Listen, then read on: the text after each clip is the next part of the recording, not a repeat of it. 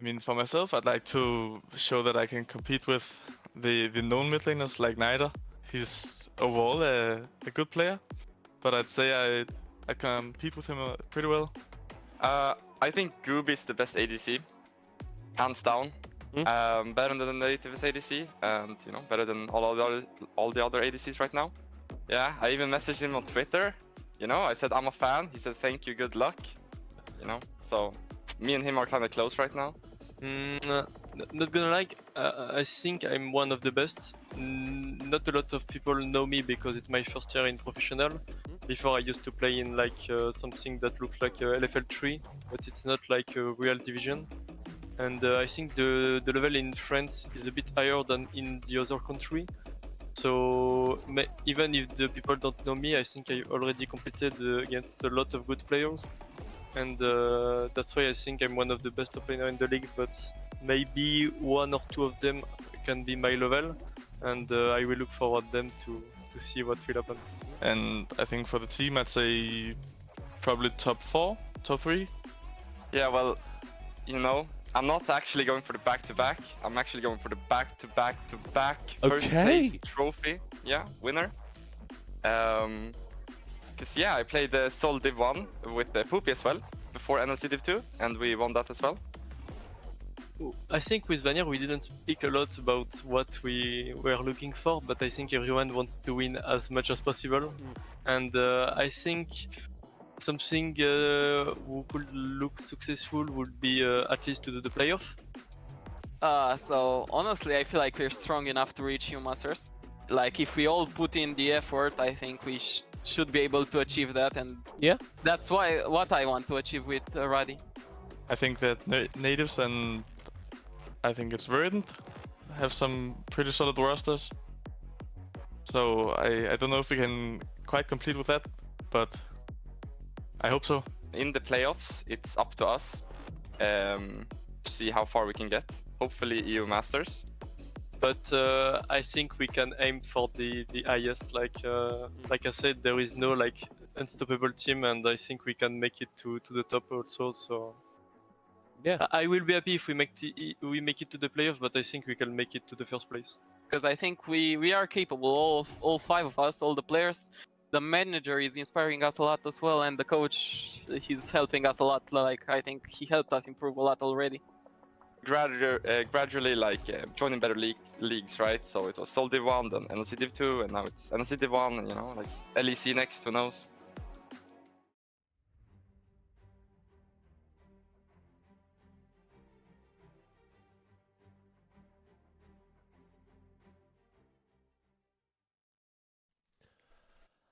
Hello there everybody and welcome back to the NLC, where we are going to be bringing you our third game of the day as Domino take on Nord.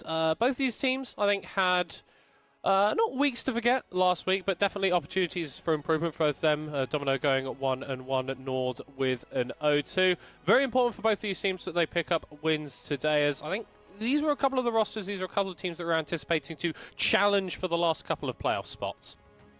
Yeah. I mean, the big question here is about that mid-jungle for both teams, right? Well, honestly, mid-jungle support, if you're thinking about Domino, right? Snabby, still that guy who loves to roam around the map, make plays everywhere.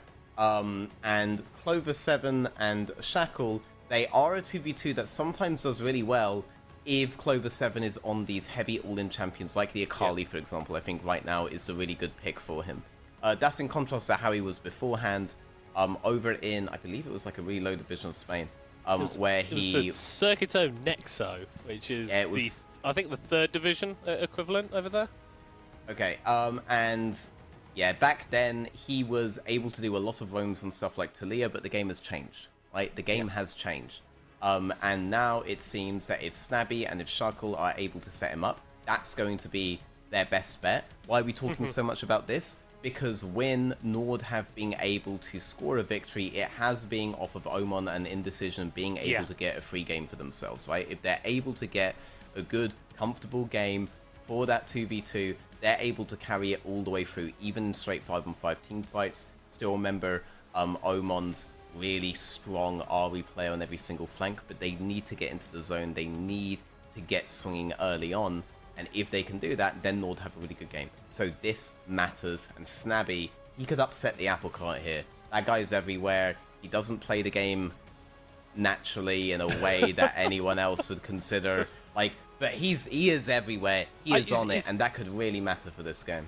It is literally like our player, like our NLC Fat Throw is like the way he wants to play the game is make sure that the opponent isn't having fun. I think that just really epitomizes his play style, and I think he's going to need some of that aggression because there are quality players on Nords, but really for both these teams, I feel like their season hasn't started. We haven't really seen a build-up of momentum. I'm still looking at Domino going, this is a team that can succeed if all the team play comes together on the day. And I think I look at Nords and I go, are you going to have another 2-0 week? Or is it just going to be 0-2 from here out? Really don't know how that roster is progressing.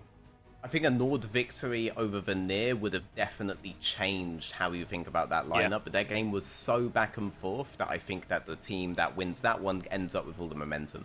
So it does feel like Nord are somewhat on the back foot, right? They've been struck down a lot. They need to start to find their flow. They really need a win here so that everybody is confident that they can make it towards the next stage, because it can be very easy, especially as an entirely new lineup, to not necessarily do so, to start seeing a loss before it happens. You can't let yourself fall into that trap here. No. I hate those kinds of losses, like the ones that they had on Veneer, right? Whichever team lost that, you start to feel like you can bet against them for the rest of the game. But there are windows here. They're not against the best 2v2 in the league. They just need to track this Snarby guy. And if they can track this Snarby guy, or maybe even do something bot lane while Snarby is doing something elsewhere, that can be a big thing. And of course, ban Draven, ban Olaf. Right? That's, you need to do it. You have to do it. Your versus Domino, it's not even like a blue side thing. I think that just champions need to be taken off the board. But I love that you are highlighting bot lane, because whilst I think the mid-jungle 2v2, especially for Nord, has been an indicator of their success, I feel like the guy doing a lot of the damage is actually this rookie ADC in Hido. He's had a couple of moments where he's overstepped, gone a little bit too far, and been caught out and been the reason that they have maybe fallen down in a few of these games. But fundamentally, he's a guy that puts himself in a position where he wants to do as much damage as possible. So two things. One, blue side, they're going for the bans that you basically have to do. And second thing is Domino's logo is all letters. No shot. No, it isn't. It is. You can see the D, you can see the M, you can see the O, you can see the N. Where's the M? It's combined. That's the whole thing combined. Oh my word! Right. If you come out and say that Nord is like the letters of their name, that's gonna. That's a bird, bruh. 100%. Well, I mean, I can see the N on Nord, but I can't see anything else. Why are there so many like N's in like team letter names and stuff? Just a very versatile letter. N's. Melio? Well, it's just, I suppose they're called Nord, right? It makes sense that their logo is in the shape. Nord, native, unique, yes. Verdant, Veneer. It's very Nordic. Good letter. Very Nordic. Very, very Nordic. Okay, this is the same trade as last game. Yeah, it's looking very, very similar. This didn't work for Unique in the previous game. 2X's not quite Liam Cole on the Aphelios, though, I will say. Yep, but both Maokai and Vi are up, and I think the decision about which one Nord decides to go for will say a lot. I think they should go for the Maokai. Maokai at least has some kind of range control against the Aphelios, whereas Vi can only go all in. And they're not falling for the Lucian trick, because if they go for Lucian, either Vi or Maokai point and click will be available for their opponents, so instead picking the Xayah, the much safer one, especially if the enemy's thinking about going Vi, because then you just press R, make yourself untargetable. Domino is genuinely just, they are all in there. And now they're going for the Maokai. That is the one that we expect them to do. That's definitely a lot better than the alternative. But now the question is, right, does Oman get something he's comfortable on in terms of like a Yasuo, in terms of like a Yone, maybe a Jace? Jace plus Maokai is the real classic, and that's what Domino have to think about now. I personally would think about doing the Wukong before doing the Vi here because of the untargetable nature of the Xayah, and Nord could just try to go all in to counter the Vi in that regard. So you have to consider this when you're deciding. Vi just very powerful in their own right. This to me would set up an Ari later. They're going for Lee Sin. Okay. Interesting. Heavy Okay. skirmish, heavy damage, snowballs really well. The one like even Bo looks good on this champion. Like a very, very strong pick in the right hands. Yeah, and I mean, Shackle's hands have looked like the right hands. There've been a couple times where this guy just finds flank engages. That's one of his real skills as a jungler, is being in the enemy jungle before a team fight when you don't want them to be. And Lee Sin, I think there are very few champions that can take advantage of a flank in the way that a Lee Sin can. That kick, you isolate the AD carry, you completely ruin their day. And hey, we're talking about Nord Hido doing a lot of the damage. If he's off the board, it's kind of just Omen at that point. Yep, I definitely agree with the Jace. The Maokai is able to just set up and wedge for that Jace really easily, and obviously AD plus AP makes it very, very difficult for the enemy to itemize something like the Tabbies, which they would want to do into the Jace. The Poppy ban, I mean, you do have double dash right now, and it also somewhat indicates what Dominoes are thinking of doing for the next pick. None of the bans have been levied at mid lane so far, right? The mid lane bans are all exclusively in the first phase. Ari hasn't been banned, etc. They're just trying to remove possible Milio counters, both of which are displacement, knock-up heavy things. But the Yuumi is up, the Lulu is up. Very, very powerful champions to pair with an Aphelios are up. Things that Milio can't cleanse. You're instead just matching the Milio Enchanter with another Enchanter and saying our combination is stronger than yours, and that may well be true. And now they're open for a counter pick on that mid lane. Yeah, and I think that's just really key for Clover 7, because whilst he's had issues in laning phases, I think when he's been on his picks in mid-game, his skirmishing has been fantastic. Domino, they didn't I wouldn't say they were close to beating Verdant last week, but Clover was a constant thorn in their side on the Kiana, and we know that he's got these weird picks that can just completely throw a team if you're not necessarily expecting them. The Azir feels a little bit out of place here, honestly, for Omen. Traditionally, we do see him going for these stuff like the Ahri, even assassin picks that want to be going forward. This is very, very reserved coming through from Nord. Yeah, range team fighting, but also like itemization still becomes easier from this. There's a lot of magic damage out on that team. Yep. If Hido gets shut out of the game, it can be very hard. But there is something here, right? When we think about Domino, we think about Snubby making plays on mid, we think about Snubby making plays on top, and Azir, as we saw in the last game, is one of the hardest champions to make a play into. That Scion on the top lane, also a very difficult one. Syndra, nice, very long range engage, long range burst, a lot of scaling that you're able to have with that. That gives them some level of control. And it's also a very difficult champion to dive, and given that you might be under pressure early on, you do want to think about an undivable champion. Other options they would have would be in the artillery mage realm, like for example Xerath Vel'Koz, etc., but none of them want to play in towards a Scion. Scion is the champion that has a fairly good time here. If he's able to survive the Cassante, it's difficult for both these low mobility carries on the side of Domino to play into him. So eyes on Kakos there, eyes on the plays he could make. Otherwise, Nord, they have a composition that has range advantage. They want to let the enemy CC them down, make that up. And Domino, they're all inning on this Lulu Aphelios combination, right? Maybe they can tank HP to close the range with them. They're all inning on this Syndra long range engage. Maybe she can get a heavy long range burst on them if they ever picks out a place. And Lee Sin, the big playmaker, they're heavy all inning on him. They want skirmishes with that bad boy. They're definitely going to try to force something early on, and then that Lee Sin's just going to have to try to make the plays to be useful late.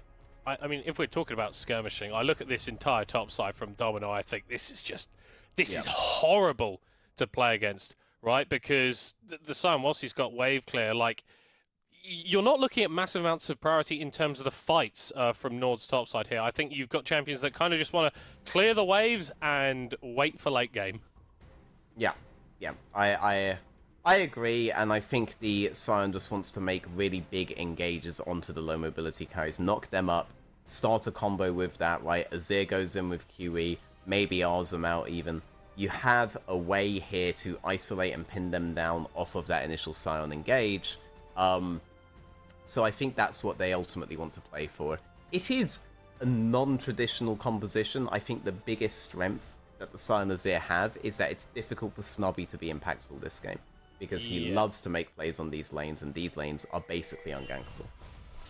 Well, Nord looking like they're going to be making a play at the level 1. There's a 5-stack there checking on to Spuda, but Domino top laner gets out without having to do anything untoward, and Domino actually going to respond with a little bit of vision in the bot side jungle, but not too much.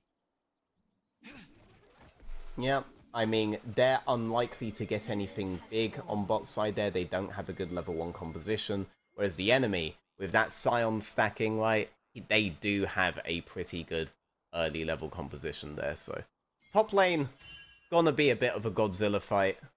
Gonna take a bit. Ooh, a player fact. Omen started playing League of Legends when he was 7 years old. His favorite champion in the main. Hold on. I don't think 7 is old enough to play League of Legends if we're going by the PEGI and the ESRB ratings and all that such. So, wow. Omen there admitting to breaking the law. Yeah, live on the NLC. That's disgusting. First example of law breaking in esports ever. Confirmed by Omen there, live on the NLC broadcast. Really shocking stuff to see. Bot lane. League of Legends was like released when I was like 17, 18. No, veteran, I can't have these conversations because every time I think about it, I'm like, I have spent so much of my life playing League of Legends, enjoying League of Legends. Spuda getting the level 2. Jumping on to catch costs, and whilst he can have a bit of playmaking potential here on the K'Sante, Sun's just there, like we're saying. You clear waves, you walk away, you don't care. Yep. Q on the wave. Like we're saying, the allegations against Omen. Allegations, purely allegations. No. This guy started playing League of Legends, I don't know, when he was 28 years old. Who knows? Yep. Something like that. Appropriate. Age appropriate. Yeah. Potential top lane gank here, actually, if Shackle wants to go for catch costs. Sun has just used that W, so maybe an angle here. I think he's just ultimately going to escort it. Like, Spuda could maybe try to auto with Lee Sin there, but this doesn't look like a HP where Lee Sin's going to have the burst necessary to get a playoff. Though, if Kakos moves up like this, you could see a big play. Nah. You're not going to see that damage from the full charge Q, though. Yeah, you don't want to be getting hit by one of those under the tower. Both top laners trading grass pox. While Shackle was doing that, Indecision has managed to clear most of his bottom side jungle and is making his way towards the enemy blue buff. Domino here, recognize that there's a potential for this action to go down. Rotate over to protect Shackle's blue. Indecision isn't going to be able to walk in. Yep, I mean, early lane priority against an Aphelios. It's almost always going to be a thing.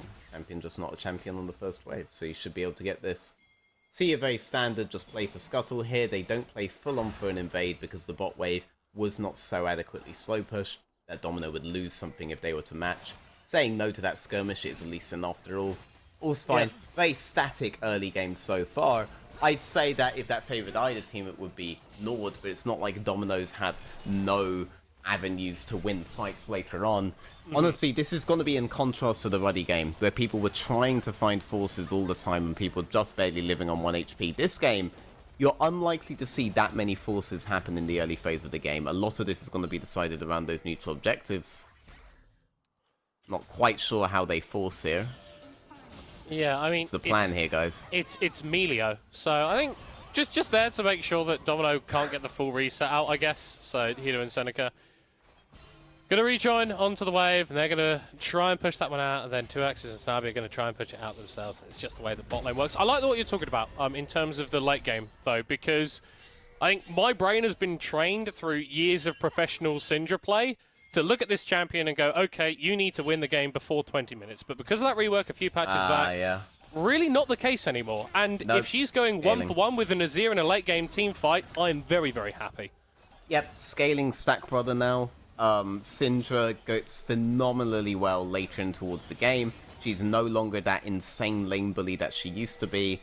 Her CC is still a big deal though, right? Yeah. As a mage, she's very good at setting up 4 junglers still early on. So there are champions that just don't want to play into her, like for example Aurelion Sol. So it's not like she has zero threat early. It's just that her identity is no longer as this unbeatable early bully that takes over the entire map. she is now a full-scaling, assassinating, one-shotting person. One Drake will go over towards Domino. That's good, because they are somewhat worried when they see the Maokai V-lead that the Maokai is going to just be easier to pilot at those stages and that they have ways to prevent the Juggernaut composition going out. So they're happy to try to, like, delay a potential soul for the enemy if the enemy indeed wins that first skirmish.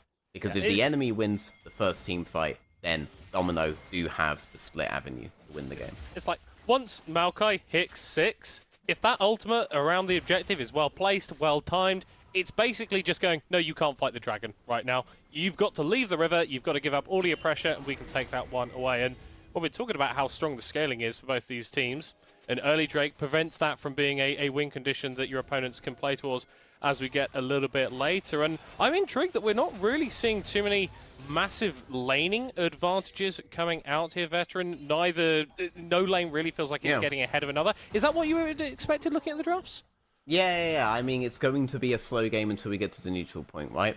Shackle, Snabby, they want to force, but it's a Scion, right? They're trying to force into here. Ooh, wow. Block the unstoppable. Yeah. And Still not going to kill him.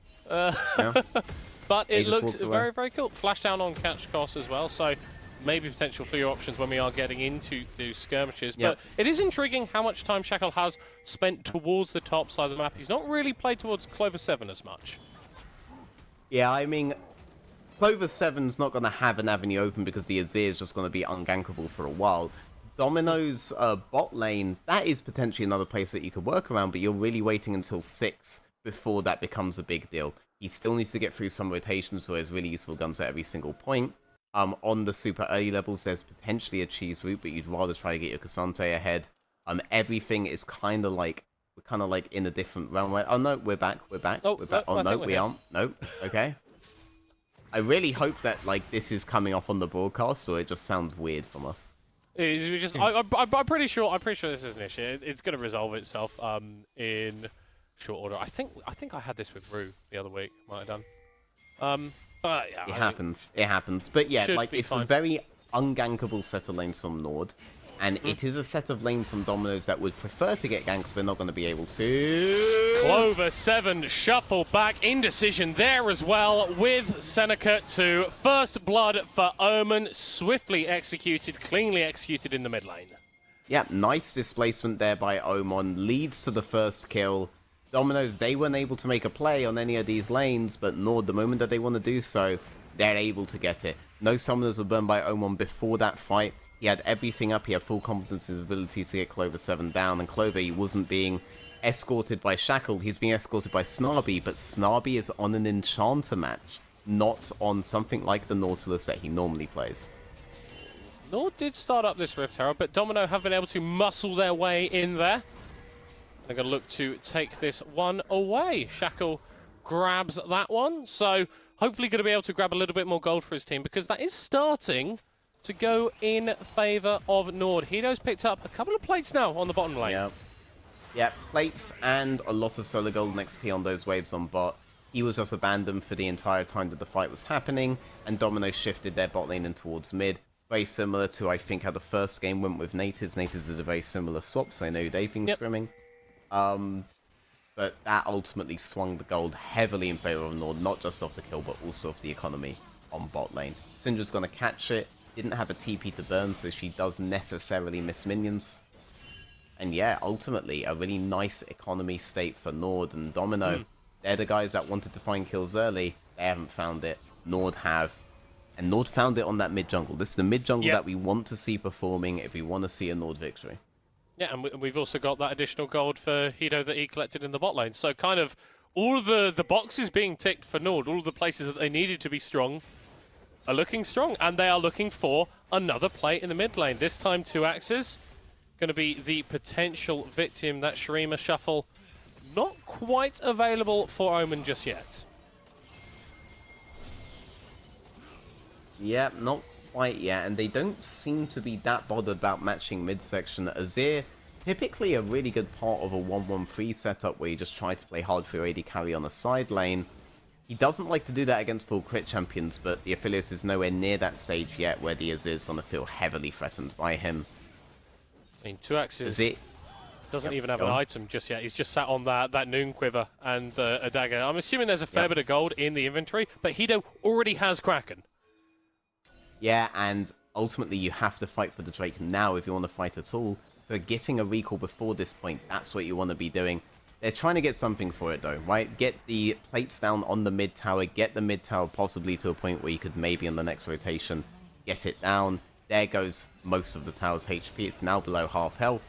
They'll take that because they don't have the option to take anything else. Right? You can't fight on these kinds of items against the enemy's items. Kraken Slayer already out on the Xayah. Only Noon Quiver, like you were saying, out on the Affiliates. Now he gets a recall off as well. That's another thing that you trade for that Drake. The mid tower priority into a reset, and he's now matching the Kraken. Yeah, but you look at that, Hido is also taking a reset. So in the time that it's taken for 2Axes to go back to base, to pick up that Kraken Slayer and Longsword in inventory, Hido already feeling like he's in a position where he can back and grab some more items for himself. Seeing Clover7 on this bot lane wave, he is just going to walk in and prevent the enemy Syndra from getting this wave shoved all the way under tower. But you are starting to see this discrepancy, this disparity between the AD carries come to fruition. Shackle once again in the top lane, making a play onto Catchcos, and the Scion has no flash, no ult, has no way of getting out of there.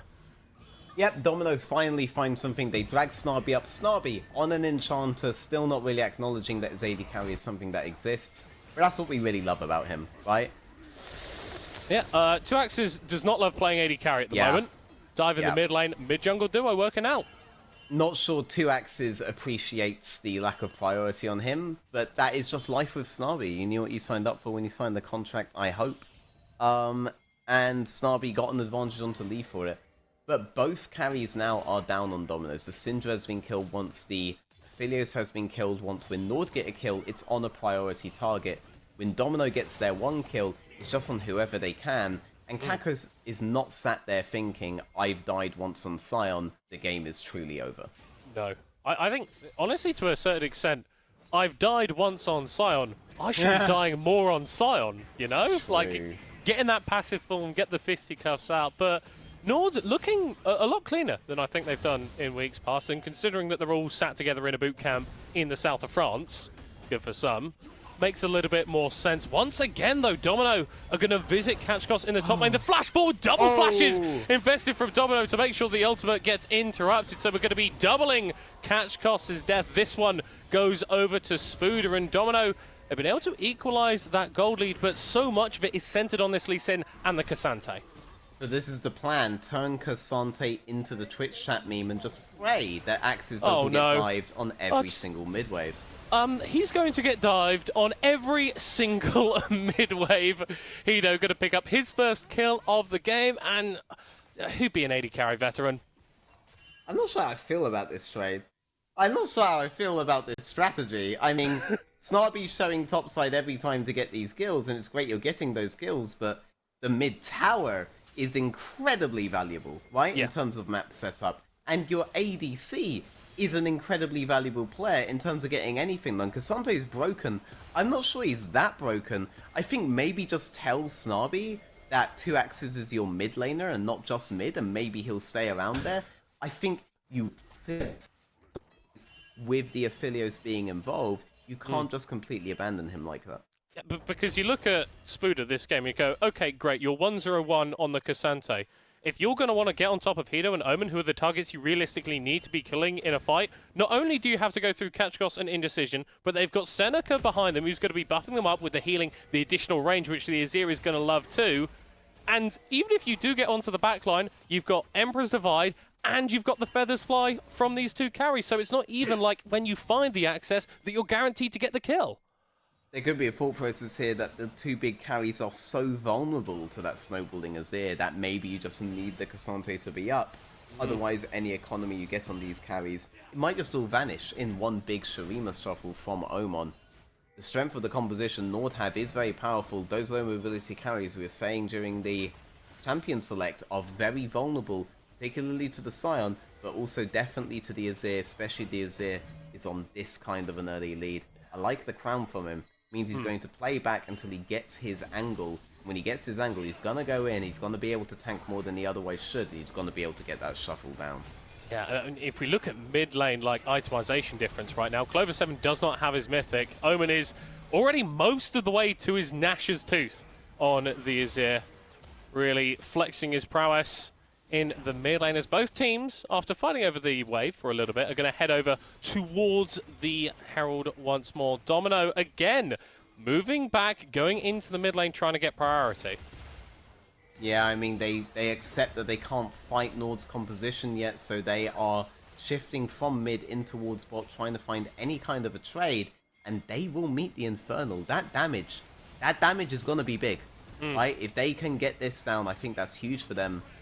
Yeah, I think you take this trade, because if the Herald's going to get taken, you're in a position where you're going to have to defend, where the enemy has the option to try to fight you, and now you have another potential way where you can fight back, like get these stats up. That's the name of the game. That's always been the name of the game in League of Legends. Infernal's a great way to do so. Yeah, more AD, more AP, sounds good to me, right? If I'm 2axes, if I'm Clover 7, if I'm kind of anybody else. And hey, it builds you towards an Infernal Soul, and it's denied away from your opponent. Who would have known it? Taking dragons is good. I'm intrigued that we haven't really had much of a tower-taking game going on, though. We're barely 17 minutes in, all structures still remaining, and that means, Veteran, that first of all, can't push your vision lines as further, but there's a lot of standing gold for a team to take if they're able to get a decisive fight now. Yeah, there is a lot. Plates are down. Sion, you have to think, is the one that's going to be able to most easily take it. They are heavy side laning this Sion, and this might be why they put so much priority on putting the Cassante ahead. Because if Cassante's not matching, who will? Syndra can't match, Aphelios can't match, they're very vulnerable to the Sion for the reasons stated. The Cassante has to be the one that you put in towards the Sion lane, and if he's not able to 1v1 him, if he's not able to get a kill, then the map setups become nigh on impossible. And in that regard, it might make sense for Domino to approach the game as they have so far. Ooh? Omen has made the mistake of going top side. I mean, he's not a top laner, but he is in top lane. He's got a crown. He's got that damage reduction. He's got the Shurima Shuffle as well. Teleport is going to come through from Nord as they are opting into this. And Domino, they've taken way too long to kill Omen. He's going to survive there with a cozy campfire. Warms him up, keeps his health all tickety-boo. And Domino are ruining the day that they went top lane to try and kill a mid laner. Hido takes out Clover 7. Shackle drops into his grave as well. Nord Esports looking in control, looking very calm. That's absolutely painful, isn't it? Yeah. But you are trading 2 lanes for 1 while this is happening. The mid tower has been taken, the bot tower has been taken. Spuda was able to interrupt Kakos' TP, and that was big. They've bounced off tier 2 on both mid and bot lane. There has been a pretty good share of economy for Dominoes for this. They're 5 and 2 down, but they're not exactly steamrolling behind. They're only basically... They are about 2k gold behind now with that tower taken, about 1k gold before that point. They're feeling fine about this. The map setup is actually pretty good for them irrespective, but my god, it must be painful to lose that kill. Yeah, really, really is. But like you're saying, they've got this mid lane tower down now, which is going to feel great, especially with the bot lane tower taken in tandem, and the fact they've got a couple Drakes, and the fact there's a Drake spawning soon. These are the towers that you kind of need to take if you want position around the bottom side pit. Yeah, 2 minutes until that comes into play. But it is definitely worth noting, the Baron is up in 50 seconds. And that could be a potential play for Nord. They have Azir and Xayah, 2 of the best champions at just deleting a Baron fast. If you get picked off now, if anyone from Domino's gets picked off now, you have to think Nord are rushing straight for that Baron, and they're taking it in a matter of seconds. And look at the inventories as well. Like, the 2 Nord carries straight up are an item ahead of their opposite numbers, and that's not a deficit that is easy to overcome, even if you're able to execute on your compositions, win conditions perfectly. I'm intrigued though, Nords don't really seem to care about the Baron at the moment. It is all about this Drake. It is going to be all about the Drake, but the game could turn on a hair's breadth. Every time Nord have approached this mid lane tower so far, they've got a kill. A little bit over-aggressive. That's crown shielding. That's a big ult down from the Maokai. Yeah. And whilst Nord, they are able to get that mid lane tower, which I think is important that you do. Otherwise, it could be a bugbear. Just something that is held over you the entire game. Not able to get any kills off it. And still, with a minute to go until the Dragon, Domino, they're the ones getting the shove out on the maps as Nord are resetting. Yeah, both teams happy to take that. I think Dominoes are happy for any kind of match state that does not result in the Azir and Xayah getting breathing room on top of that Baron pit. Aphelios is going to leave, but Spuda's going to stay. They know the risks of allowing Nord to enter this thing. Xayah reset was interrupted. She's recalling now. So Azir's on the map. The threat of the Baron being taken on their recalls is gone. And now Domino feels safe to recall, but that's going to cause them to be quite behind on the map. That Drake spawning in 20 seconds. Yeah, Clover7 going to be able to take out that top lane tower, get a little bit more gold for himself. Not been the best showing thus far on this Syndra. Kind of existed in mid lane twice and died twice for it. But if he's able to find an unleash power onto Hido, and the Xayah doesn't ult for some reason, you're still going to be able to provide value. Dude, Clover7's getting so much, actually. They're just trading away from their opponents over and over again and then trying to find a pick on flanks, trying to get a catch out. And Nord are operating as this very tight unit, but because they operate as this very tight unit, we've never seen a free lane play from them. We've never seen them play the complete map, because they know that if they try to do so, suddenly Dominoes have the advantage in skirmishes. So it's a slowish game. Oh, look at Shackle. Right? Ooh, can you do this? I don't know. I feel Domino like Nord have really good engage, no? starting it up. Shackle going for a flank, going for one of his patented Lee Sin kicks, but Nord going, hold on, three people around the Baron. Way. We might as well just engage on these guys. Roots coming through. Down is big. Q missing. Tackle stepping further up. He's going to be able to find the kick onto Omen as he's going into everybody on the team. They shut down Clover7 on the flank as well, fighting a little bit with the scatter of the week. He goes into that Zhonya's Hido, having to burn his cooldowns as well as the Syndra dies in the pick. That's a little bit of a flank to back with Spuda flashing forward, getting a double knock up. Q providing some disengages. It's a shutdown for 2 axes. Seneca on the run as well. Domino find a huge play around the Baron off the back of Shackle's kick. Yeah, Shackle, so patient, spent so long trying to find that flank. Tried to find it in many fights before, but this was the one. And that Maokai ult being preemptively used by Indecision, it worked out again in their favor. We saw it happen mid, and we saw the threat that Domino had on them for it. And he really wants this guy. Yeah. We saw the threat that Domino had on them for it, where they had to back off. And here, Shackle and Clover7 were coming in from the other direction. Clover gave his life for it, but it was a worthy life to give. Yeah. I almost thought the fight could end up in Nord's favor because 2 axes was stuck on green-purple, but it was a slow fight. No cooldowns were up on the side of Nord at all to do anything with that, and so it just became a very, very slow death. But ultimately, all 5 members of Nord, they did fall for that. Nope, 4 members of Nord fell for that. I apologize. I'm terrible at maths. I'm really good with finding letters in logos.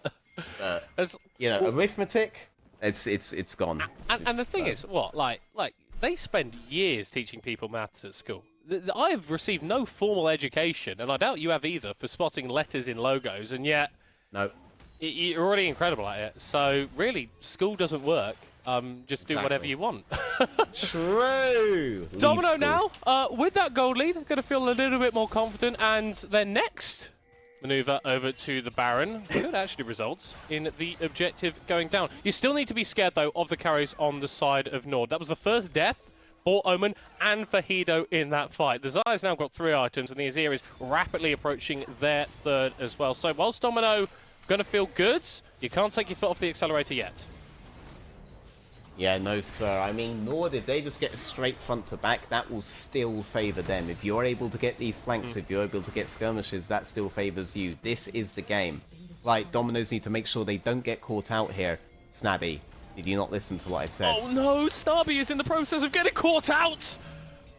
Using the wild growth on himself, that is a big cooldown. That is a big cooldown when so much of the carry potential is on 2 axes. Zabi going to be taking a reset now. Baron is on the table. This gives a window to Nord to start it up if they want. Yeah, Kakos here being a very beefy, very tanky threat. They camped him, but he is a Scion, and he'll take that, right? As that Sunfire has the tabbies. Look how fast this Baron is going down. On the side, it's going down, it's going down! Ooh. No steal coming out. Nord opt into the 50-50, and now they'll opt into the front to the back. They've already gotten a kill onto Spuda. They've got a double for their AD carry. 2 axes kiting away when the Aphelios gets out of there. with the flash, with the Gale Force, but now Nord with the Baron at their backs. They've got the opportunity to push, maybe. They're going to take this first reset, though. They don't want Domino getting that next Drake. They're going to want to pick it up for themselves. Yeah, I mean, patient play by Domino, but then it only takes one link in the chain to go down for the entire thing to be worthless. And right there, Snabby gets caught. The rest of the team can't play that front to back. They can't get the good position that they need to get. It's impossible, and that Baron gets snuffed out in an instant. The threat that the Azir and the Xayah have over that Baron is insane. Oh, Shackle pulling Indecision back into the rest of his team. Isolating Indecision is another way to think about it. Yeah. He doesn't have ult, so, you know, there's a thought process, somewhat. There is a tree in the middle of my entire team. And he's being very angry, and he's hitting me very, very hard. For Nord, though, their bite looking worse than their bark right now as Dragon spawns. Shackle once again trying to engineer a flank. Clover 7 also joining the fight. A potentially weird angle. Omen and Hido a little bit isolated here, but Omen's going to flash forward, and that's not how you use the Azir ult, buddy. Kicked in the head. Shackle punishes him for that. 1-for-1. Mid laner taken off the board. Spooder going all out, but Nord are actually fine to press onto the Cassante as Catchcos is an unmovable tank in the front line. Knocks up 2 axes, but on the green-white can still fight before he gets shut down. Hido with his 8th kill of the game, and Nord will take the Drake. Yeah, Paco's playing that fight really well, basically controlled both of the carries on the enemy team completely solo. You figured from that initial Omen catch, basically flanking himself, that they might have a route there, but they did not. This Sion that you spent so much time gambling is still finding a way to be phenomenally useful, and the Xayah is now 8-1-1. That is a lot of damage. That is the one that you need to be taking down, not Omen. Hido, he's an absolute monster at this point. I just love that. If you didn't see on the in the inventory, Hido sold the stopwatch so he can complete the Phantom Dancer. Nice. If that's not a more AD carry play, I don't know what is. But hey, when you've only died once this game, I think you absolutely take those odds. Oh yeah, 100%. You take that every time. And Hido right now, though, he's the one that needs to make sure he doesn't get caught out in the flanks. It's no longer the case that Shackle just finds someone on the flank and they can win the fight. If Hido is alive, they have options. And if Shackle gets caught, then Domino don't, right? Yes. He's burnt the kick, he's burnt the flash. Those are huge tools to not have on the board. Yeah, he's not a Lulu, so he's not going to get fluffed out like that. It's a lot harder to catch a Lee Sin. Very slippery guy. Yeah. Almost the most Season 13 of Season 3 champions. The most Season 13 of Season 3 champions. My God. Is he a Season 3 champ? Right, he was definitely in the game before I played, but I don't feel like that's a beta kit, you know? Yeah. There's some like in between. I don't remember. I know he's in the game when I began playing, and that was back in Season 3, and people were already doing montages, but I still feel like he was like way earlier than that. What the new champs? Release I still feel like Jinx is a new champ. April 1st, 2011. There you go. No shot. Season 1. No shot. Oh, well, maybe most Season 13 of the Season 1 champions then, I guess. Nord's going to be pushing in the bottom lane. They don't have a Baron to help out this push, but they do have a Maokai ultimate, which is going to buy them a load of time. 50% HP taken off of this Tier 2. He needs to be careful that he's not getting caught out. Domino still have a fair bit of pick potential. Oh, yep, they do. I mean, I'm pretty sure Kako's got healed by that bit of damage there from Shackle. And there is no, crucially, there is no angle to get on the back end of Hido, right? Yeah. If Shackle is able to get behind Hido, that would be the best case scenario. If Spooder's able to get a one-shot on Hido here, that would be the best case scenario. Hido does have R. Oh, Try as you might. It just feels futile, right? Like, Domino were pumping so many cooldowns into Nord there, and they're fine. I mean, you've done enough of Hido's HP bar to force him to back away, which is great, but honestly, with the Baron spawning in a minute, I don't feel like Nord are going to be upset taking this reset. Yeah, Baron in 1 minute, Drake in 2 minutes. You're not seeing the angle here where in a front-to-back situation, Clover 7 just one-shots Hido, right? Best case scenario, and he gets that big full combo. Hido's definitely just pressing R on top of it, right? Like, it's It's a very difficult situation, and those examples there just make it seem even more futile because they're not going to be locked into place in front of your tower once it comes to lane states. You have to leave your tower, walk into this jungle, walk into these areas where you don't necessarily have full vision, have to try find things that way, right? Lee Sin here looks like he's trying to extend in case he could find an angle. He's not going to find one. That blue ward all the way top to the crevice there in case the Lee Sin was trying to flank that way. But no, bit clever than that. Eyes on Shackle, because if he's able to find a creative angle again, that would be a really good play. But again, front to back situation, just call it in favor of Nord already. Well, that's how we anticipate the game shall go. Domino, it's up to them to flip the script on how this game ends. The Baron spawns and Nord are straight onto it. They've got so much DPS. Shackle can't even get into the pit in time. They're going to take the fight afterwards as well. Ketchko's finding on with the unstoppable onslaught. Just a little bit of a joke there. A little bit of a misplaced ultimate, but Nord with the Baron at their backs. So much push potential. Domino looking for a hero play. Who would win, one Wormy Boy or two of the best Wormy Boy killers in the game? It's gonna be the two Wormy Boy killers. Nord's immense threat on the Baron itself, coupled with their immense turn potential with that Scion, right, with that Maokai ultimate. It's a very difficult composition to allow to be first into the pits. You want to be able to attack this from multiple angles. Dominoes can't find them yet. Hakos is just not He's just absorbing lots and lots of damage without taking it too much. Does need to be careful that he's not pushing the flamethrower onto people stood behind him. This is the most damage that 2 Axes is going to do on this champ, and it's doing nothing. This is very serious.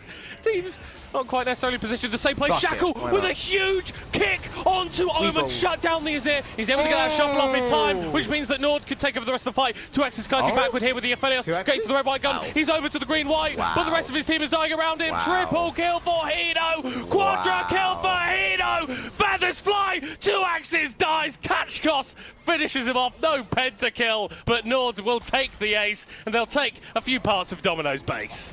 Shackle says we ball, and 2 Axes lands every single auto, and they don't have enough damage. Omen just barely able to get his ultimate out at the end there for his death. Did get some critical parts of Domino down for it, but you have to think, you're hitting everything you have there in the straight 5-on-5, and it's not enough. My god, this is going to be soul as well for Nord. You have to think this is now a squarely Nord-favoured game. The amount of time that Crown of the Shattered Queen buys. Now you look at Hino's inventory and he's got a GA, right? Stopwatch for Omen 2. The key carries, the guys that you need to kill if you're on Domino Esports, are looking very, very H2K at the moment, veteran. Very H2... Wait. That's what how... That's what it stood for. Yeah, okay. Yeah, that's true. I'm not sure if we ever ended up changing the name to just H2K, but yeah. I was on it, but it was that was 7 years ago. That was a while back. 7 years, the same age that Omen was when he started playing League of Legends. Allegedly, we've come full circle. As I was at least a full Omen. I was more than that when I joined H2K. I was more than a full Omen when I joined H2K. It's actually like 8 years. Yeah. That's crazy. I was going to say, it was like a full Omen. Hold on, you were 8 years old when you were coaching H2K. It was more than an Omen ago, you know. Look there on the minimap. Shackle trying to find another flank. Omen so invested in preventing that from happening. He has actually used the Emperor's Divide. Shackle going to get over the wall, come straight back to his doom. Yeah, you don't win the 1v1 versus the Azir at this point, buddy, and it's like you've been saying kind of for the last 10 minutes, Nord in a position where they should be able to close it out from here. Yeah, I mean, they had a fortress composition in the early game, and then in the late game, they did give up an angle on Dominoes twice, but that was it. That was all that they gave. The rest of the game, they just played tightly as a unit, maintained that fortress as much as they could, and Dominoes, they just couldn't reach it. And it felt a lot of times they didn't even have the damage to reach it. This play to get the Cassante ahead, to try to maintain map states that way, that didn't really work out so well. The play that they made on top lane, sure, Cassante kept Sion on bot, but that ultimately didn't matter. And then when the Sun starts grouping in this 5-man, my god, I think you'd rather have that guy on your team, for sure. This being a completely unkillable lumberjack here from Kakos, able to very easily control those low mobility carries you have. Yeah, I mean, it's a tight, unpenetrable unit that Nord have here, and Dominoes are failing to split it up. Would benefit from an axe as big as a silence, honestly, right? We're talking about splitting up compositions. But you can see there, like, the value that Shackle provides to Domino, as soon as he's taken off the board, you're like, right, we can go in, we can take mid inhib, bot lane inhib, we can really blow that open. This guy's flanks are still something that Nord are scared of, despite the lead, despite the Infernal Soul, despite how certain this game is looking.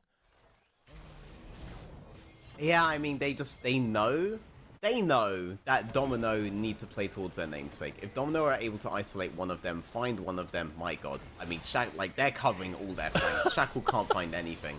Shackle can't find anything. And so long as they maintain things that way, it's easy, right? And it's only a matter of time here. Because the bot wave, the mid wave, they're all shoving in solo. Nord don't have to care about that. They are playing all 3 lanes while retaining that tight unit that Domino can't possibly 5-on-5.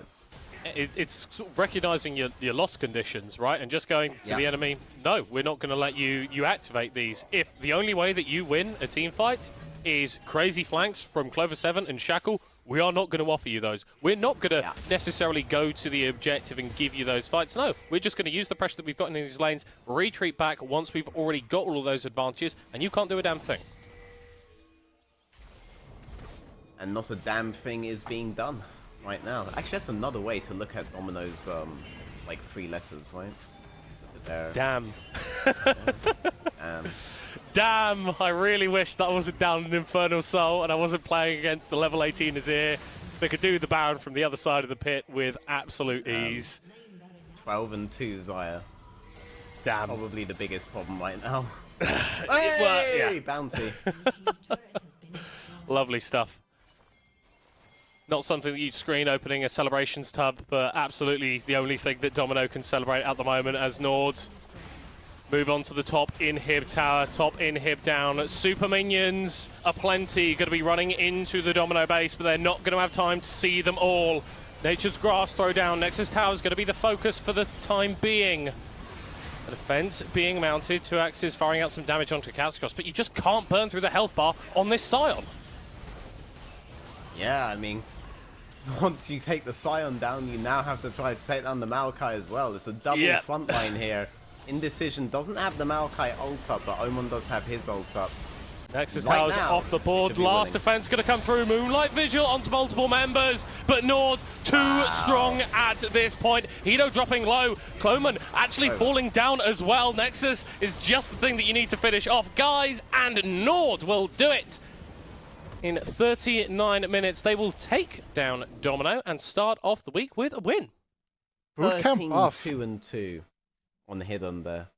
13-2-2 on the Xayah. Actually an immense score. They were never able to find anything on top of him. Blows. That's my analysis. Blows. If you're, Domino. Obviously, if you're Nord, oh my, you're straight chilling. All right, brilliant. Good stuff. Great, that's why fantastic. that analysis right there is why we pay you the big bucks, veteran. I think that's safe to say, right? I think that this is like the kind of like a statement game, I think, from this Nord lineup, right? They're in Bordeaux right now. They're doing their boot camp stuff. We finally get to see this rookie bot lane. I mean, we've seen some great games from Hilo so far, but this rookie AD carry absolutely taking over the game and just playing these fights so well. It didn't matter if Oman got called out left, right, and center to like start these fights. Hilo was just everywhere, veteran.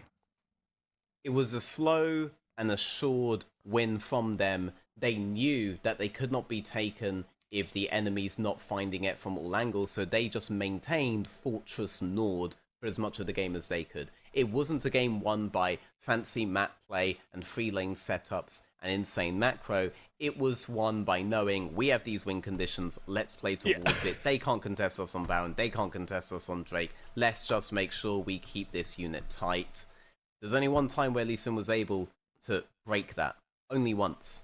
Never again. Never again did they allow that to happen.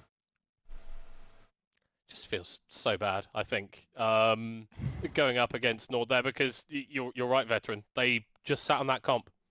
They knew that the game was going to get to a point where they could fight and their opponents couldn't.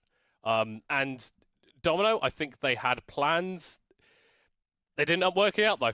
And now we're looking at that team, who we thought coming into summer could potentially be contesting a little bit higher up the table. Rough 3 and 4 middling start for Nord.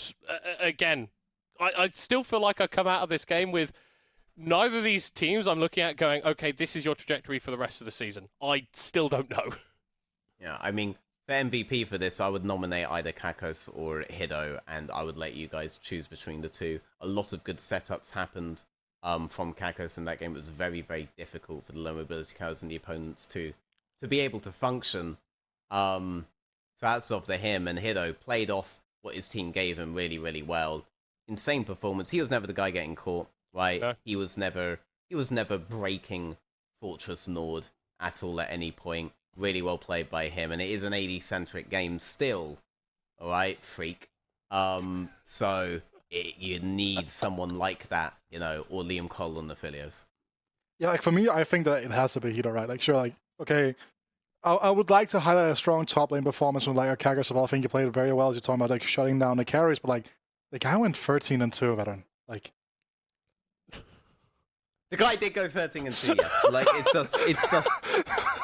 You can't, like, the problem is if you do that, no tank's ever going to be able to get it. Yeah. Right? That's the problem. Like, if you ever make it about KDA, no tank can ever get it. So you do just have to try to think about the impact. And I think both of them had similar impact, because there also equally wasn't a time in the game where it's like Hido was just completely 1v9ing this fight, right? It was very much a team effort. Yeah, because like for a long time, I was also looking at the way Indecision played this game. I think that he was maybe a little bit too trigger happy with the ultimate for a while, right, with the grasping advance, but I think that in general, like I think he also had some pretty good moments in terms of the fact he was never afraid of getting mixed up. He was playing like his role with Maokai as well pretty well. And also like when you start comparing jungle impact, like Shakel's impact in my eyes at least, right, was like very flashy, but very rarely was it fight-winning middle cut. Well, I think it's difficult, right? Because I think the way that Shackle plays, it's defined by his ability to be fight winning, almost in clutch moments. But the consistency that Amalkai offers you, the sort of boring, just thundering onslaught of the amount of CC that champion can drop, I think was able to win out in the end. I never feel looking at Shackle like, okay, you're out of the game, which is kind of rare a lot of times with jungle meta being the way that it has been for so many like splits, right? But he's never completely out of the game. I do think that Indecision had a higher impact, but I think we need to make sure that we are giving credit to Shakal's playmaking instincts, and we are properly highlighting them. The conditions that Shackle had to play within were way harder than the conditions Indecision had to play in, and I don't feel like Shakal messed up anywhere near as much as very easily one could in that situation, even compared to his opponent. You want the angle, right? Sure, Omon got caught, but every time Omon got caught, Omon made it work well for his team as well as anybody could. He actually was isolating people with his last dying breath and setting up a game-winning fight almost every time that they opened up on him. Sure, he was the guy that they opened up on, but they only lost a fight once over that, and the other times, he had so much impact within those fights with the position that he left the enemy team in by the time the HP bar went to 0. So they all had really good performances here. Just obviously all the KDA is on the AD carry, so I understand giving it to I think that it's not all about KDA, that's all we're saying. That's the point we're making, guys. I mean, yeah, I think that in general, I think that's again, it's not about the KDA, right? I think that is definitely something we also need to highlight, especially when we talk about these MVPs. Because again, a lot of the time, values you're talking about doesn't come from kills primarily and come from map impact. But we haven't seen a lot of these like very heavy split push top lane picks, for example, that will come in where you could like kind of start. Like, I'm not saying we're going to start seeing Tryndamere. I don't think we are going to see Tryndamere, right? But for example, a Tryndamere player could. Unfortunately, I would enjoy a good bit of Tryndamere veteran, right? Like bring that Rangers XD in there, right? Let's get him in the NLC, see what he could do. There he is, Tryndamere every game, though. Sure. I didn't mean to turn this into a Tryndamere conversation. No, hold on. No. It was officially a Tryndamere themed stream now. Like it wasn't necessarily about like bringing it to a Tryndamere conversation, more so about like the picks that are on the top end, right? Because like the sign is not necessarily going to bring massive impact unless like you heavily play from. In this game, it wasn't necessarily the case, but someone that was in the game and probably has a lot more faults in this is going to be Oman. So let's hop into the interview with him right here. So Oman, and also hello to the rest of the team. You guys are boot camping in Bordeaux right now, I believe. Can you kind of like talk us through how that benefits you as a team?